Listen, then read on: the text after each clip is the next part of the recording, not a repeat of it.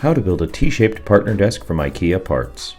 We'll need one Linnmon top, 78 3/4 by 23 5/8, two Linnmon tops that are 39 3/8 by 23 5/8, 11 Adils table legs that are 27.5 inches tall, one Algot metal shelf with holes that's 31.5 by 7 1/8.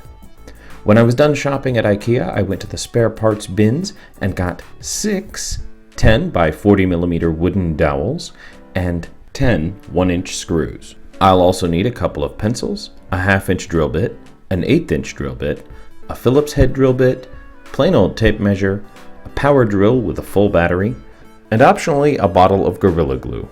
The first thing you need to do is measure the edge of the longest tabletop and put 3 marks, one every 6 inches from the end. Then drill a hole in the center of the edge at each pencil mark.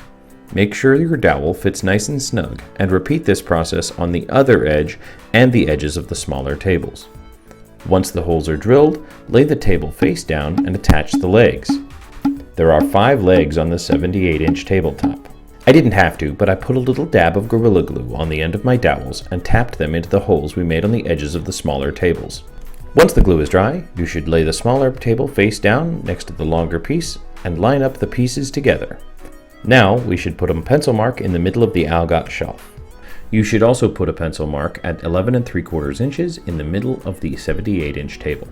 Line up the center of the Algot shelf and the center of the table. If you line everything up properly, you should see the pre-drill holes in the Linnmon tables almost matching up with the holes in the Algot shelf, right here and here. Those holes line up on both of the smaller tables. Let's go ahead and put some screws in those pre-drilled holes on the edge tables to hold them together. Once those screws are in place, we should add some screws in the center and along the edge of the 78-inch center table. It doesn't have any pre-drilled holes, so you'll need to drill some 1/8-inch pilot holes.